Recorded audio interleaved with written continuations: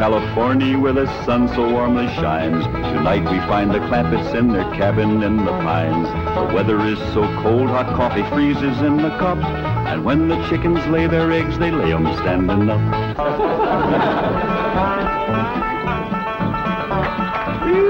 Doggy's gonna be a cold one tonight. Somebody better get ready to fry that sun up in the morning to get it started. Yeah, sure we'll be glad to get back to that nice warm mansion in Beverly Hills. It ain't no fun sleeping on this cold, hard floor. That's a fact. You think that's bad? You ought to try sharing a room with that wild daughter of yourn. Well, leastways, you got a bed. That ain't a bed. That's a nest, a roost, and a den and a hutch all in one. Is them animal friends of Ellie's still coming in at night, Granny? Everything that can get through the window. Why don't you shut the window? Because I can't sleep without fresh air. Especially with that third party in bed with us. What third party? Ellie, can you come out here and bring your friend with you? Yeah, Granny. Don't you worry about it, Granny. I'll chuck it out. Whatever it is, you gotta get your sleep. Did you ask, Granny? Your pa wants that polecat.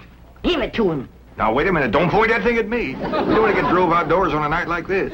Well, don't you want him, Pa? I just want to say that Granny'd appreciate it if he'd have this little fella sleep with his own family. All right, I'll go get the others in. Oh, no, outdoors with his family. Otherwise, when we go to California, they might not take him back in. And if a skunk ain't welcome with his own family, he just about ain't got nobody to turn to. All right, I'll put him out the window. Uncle Jed, why can't we go back to Beverly Hills right away? Reckon we can tell him the truth, Granny? I reckon he's big enough. Well, you see, we promised your ma we'd stay here and help her till she gets herself married to Mr. Brewster. Well, how long will that take? Well, it hadn't ought to take long. She's got him boarding in your room now where she can get at him. Pearl told me tonight's the night.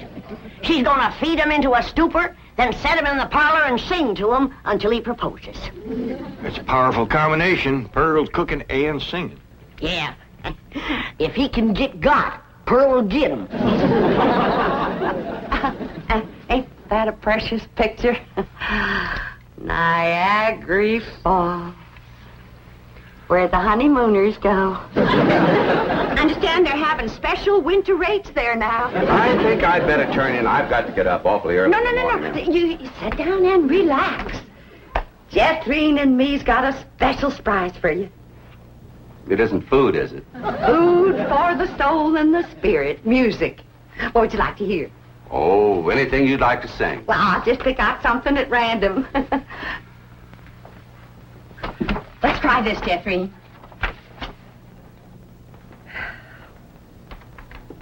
Oh, promise me that someday you and I will take our love together to some sky where we can be alone and faith renew.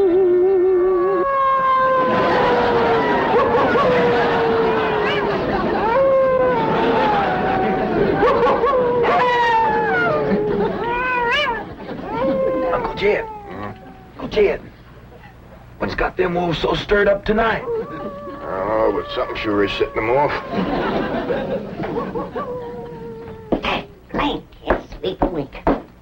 Go to the right, Granny. Go to the left, Granny. Move. Them wolves keeping you awake too, Granny? He sure is. Howling goes right through you. It ain't their hollering that's getting me. It's their snoring. Look for yourself. Ellie's got two of them under the bed. Granny, we gotta get that girl back to Beverly Hills. She's going right back to being a wild cougar. What y'all all doing out here? Trying to keep warm. Sure is cold in there without you, Granny. Mind if I join you? I reckon so, if you don't mind a little human company for a change. Uncle Jed, we just got to get ourselves back to Beverly Hills. We will, Jethro, as soon as your ma gets proper hitched to Mr. Brewster. Bless you. Oh, Pearl, give it all you got tonight. Oh, we's all gonna be down with pneumonia. Just a song at twilight when the lights are low and the flickering shadows softly come and go.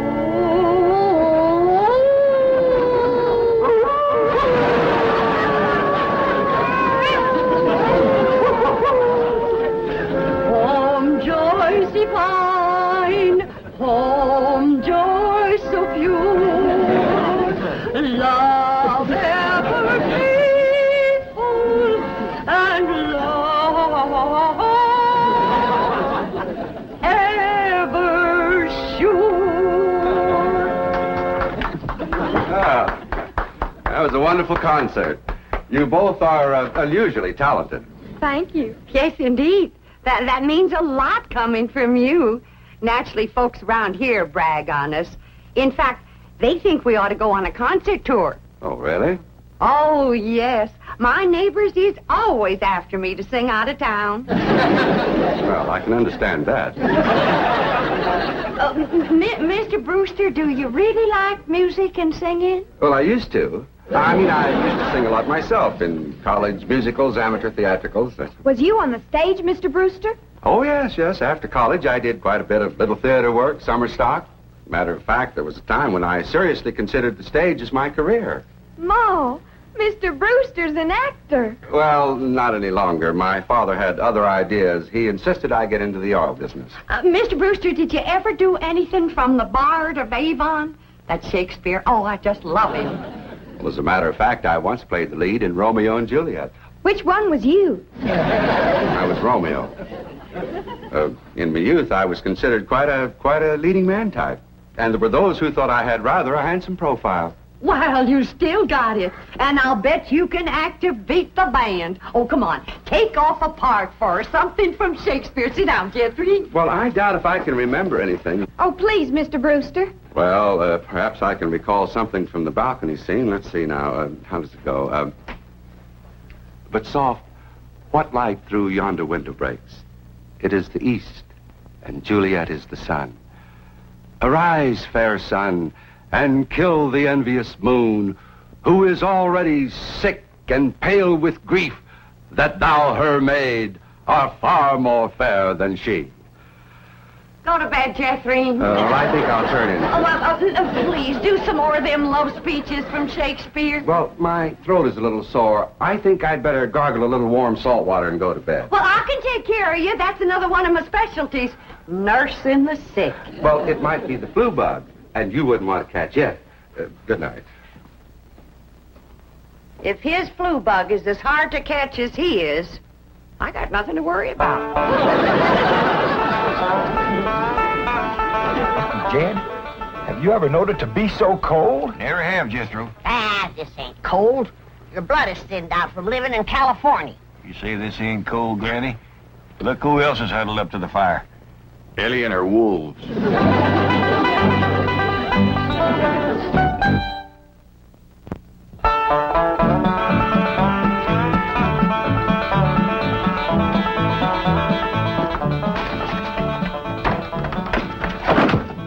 Still cold this morning, Granny.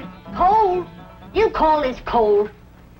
Why, I remember a winter morning that was so cold that when I went to milk the cow, the milk froze before it hit the pail. I had to break it off in sticks. Yes, sir. I carried a double armful of milk in and never spilled a stick. Gee, Granny, how'd you drink it? Bite on it? Nope. But you did. You're in a right good mood this morning. Jed, I got a feeling in my bones that Pearl got him last night. Oh, I seen Mr. Brewster's car coming down the road, and Aunt Pearl's with him. I told him, my bones is never wrong.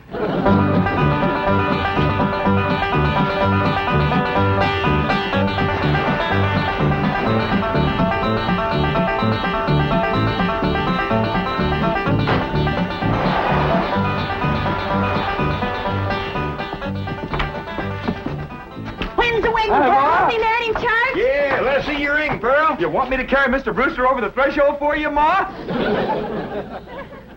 You don't look too happy. She don't sound too happy neither. Oh, all women folk cry when they're about to get married. I didn't get him.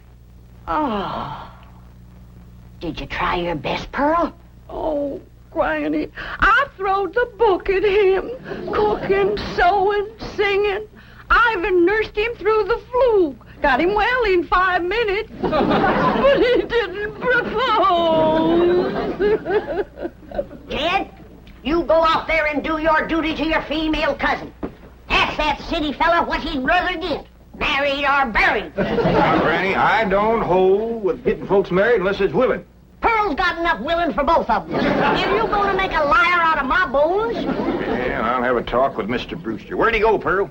He said he was going to park the car on the warm side of the cabin. But he must have run off. After him, everybody. We'll head him off at the pass and shoot him down like a dog. Now, you hold on. You ain't shooting nobody down. Just simmer down. Why, he didn't run off at all. Except we'll need you, Ellie, to get him back in here. How come? Looks like a couple of your friends are sizing him up for breakfast. Well,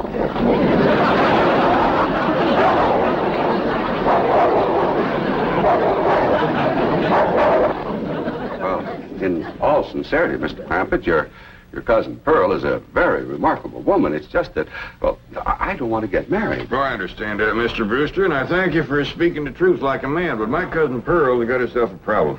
Oh, what's that? Well, ain't no secrets in the hills, and everybody's dog knows that you've been boarding with her over at her place, and they all know she's had her cap set for you. And, well, I ain't blaming you, Mr. Brewster. Jed? Did he say yes? Can we come out now? Not yet a while, Granny. Well, if you're too chicken to shoot him, Ellie's got her wolves standing by. Mr. Brewster, in order to save my cousin Pearl from shame, I'm going to ask you to do me a big favor. Anything I can do. I want you to propose to her in front of somebody. But, And let her turn you down, of course. oh, I see. Of course, yes, that'll save face. Pearl will know that she's supposed to turn me down. Oh, sure, we'll have an understanding with Pearl. Now, the one I think you ought to propose in front of is Elverna Bradshaw. You know, Mr. Clampett, this idea of yours is quite inspired. Oh, just a notion. You see, Elverna is the biggest gossip in the hills. No, really, it's brilliant. It combines drama, pathos, suspense. It has a happy ending. Great third-act curtain. It's real theater. Of course, you'll have to be convincing, so Elverna will... Convincing? Why, I'll give a performance that the people of these hills will remember as long as they live. Well, just so that... When Pearl Bodine turns down my impassioned proposal of marriage, there won't be a dry eye in the house. Elverna, don't cry easy. Oh, well, now, surely you're not going to waste this dramatic scene before just one person. Well, I reckon Elverna's daughter... I've got it. I've got it. The movie house where Pearl plays the piano. You want to propose there? Well, it's perfect. Everybody in town will see it. I want to kind of shame you to be turned down in front of all them people. Well, it's just a performance. I've learned one thing in the theater. An actor always gives a better performance in front of a full house. Well, doggies, that sure is nice of you. It's my pleasure, Mr. Clampett. Mrs. Bodine, Granny, come on in. Come on in, everybody. How about it, everybody? I reckon we better let Mr. Brewster tell you what's going to happen. Well, tonight at the movie house, Mrs. Bodine, while the whole town looks on, I'm going to ask you to marry me.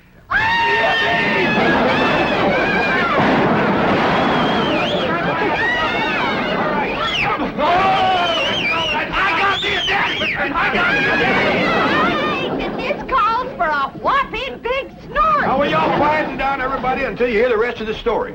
Now, Pearl, when Mr. Brewster asks you to marry him, you're going to say no. Not unless I'm as drunk as you are.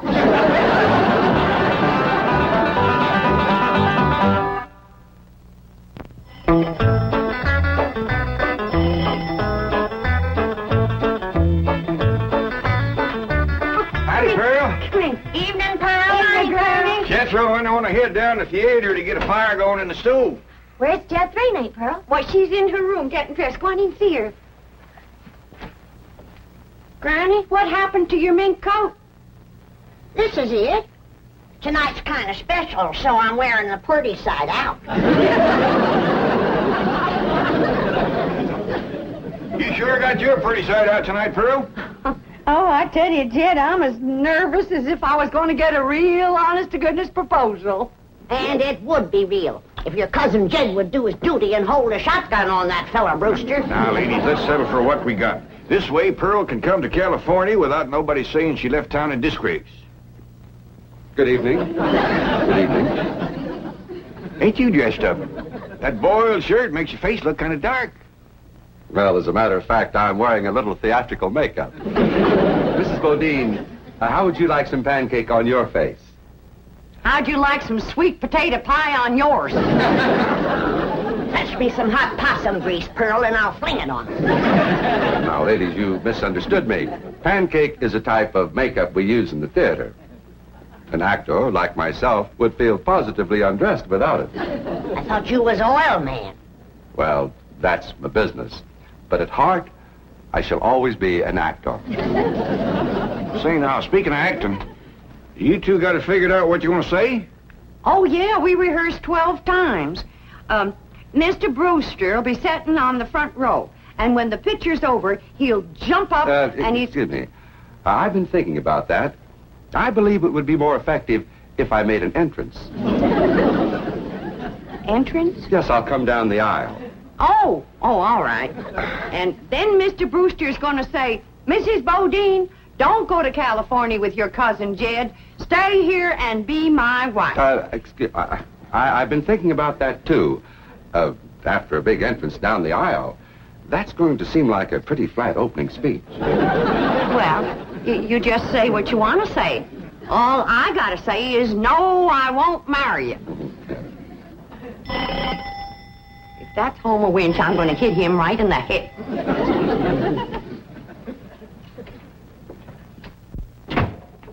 Good evening, Pearl. Brenda Bradshaw, what are you doing here? Well, you and me being such close friends, I just thought I'd offer to play Piany for you at the theater tonight. Why? Surely you're not going to show up and have folks whispering behind your back all during the picture. What in the world would they be whispering about? Pearl, I'm your best friend. You don't have to pretend with me. The whole town knows how you've been flinging yourself with that boarder of yours. For your information, Alverna Bradshaw, Mr. Brewster proposed to me 12 times today, and 12 times I turned him down. Is that why he give you this here mink coat? 'Cause you turned him down? This here mink coat was given to me by my niece, Ellen Mae Clampett.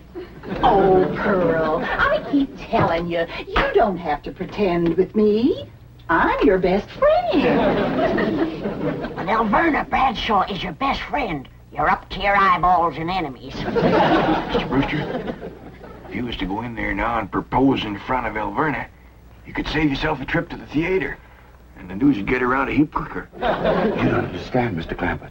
An actor needs an audience. Alverna, if you don't mind, I'd like you to get out of my coat and out of my house. I'm going to be late for the theater. Pearl, take your best friend's advice and sneak out of town quietly. You can depend on me to smooth everything over. Thanks for nothing.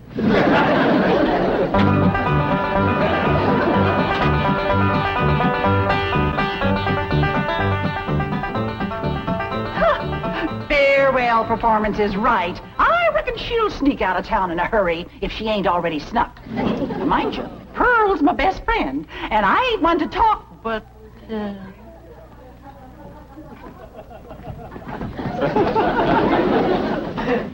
Good evening, lady.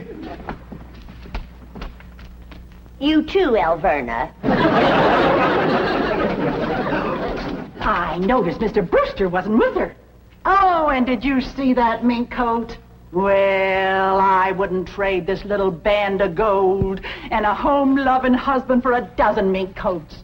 Would I, Luke? Luke? Luke Bradshaw! That little sneak, he got away again.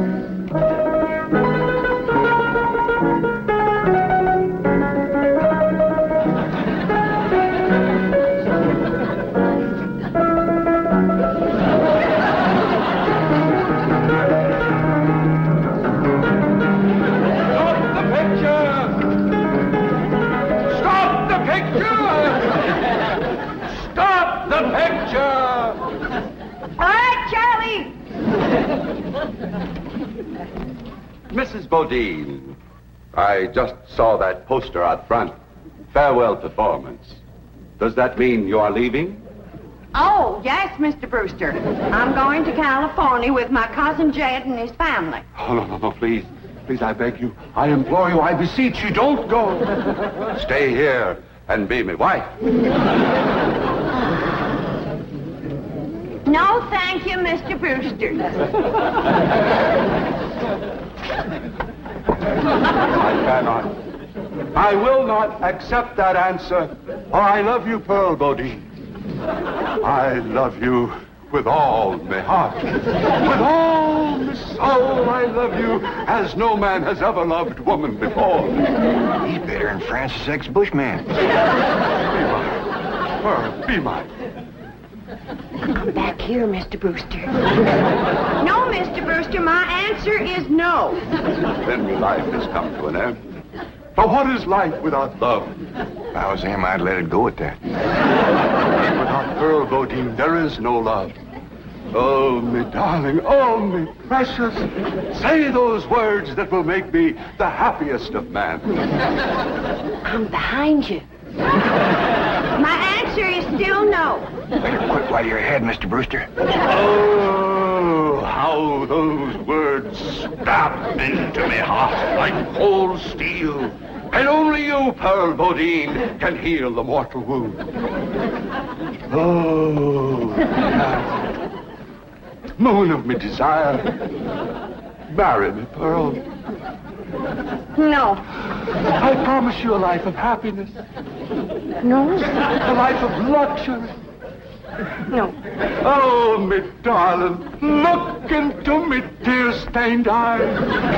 Look into the tortured face of your love slave. Free me with that one divine word. Say yes. Say yes, and together we will enter a paradise of love everlasting. Yes, I'll marry you!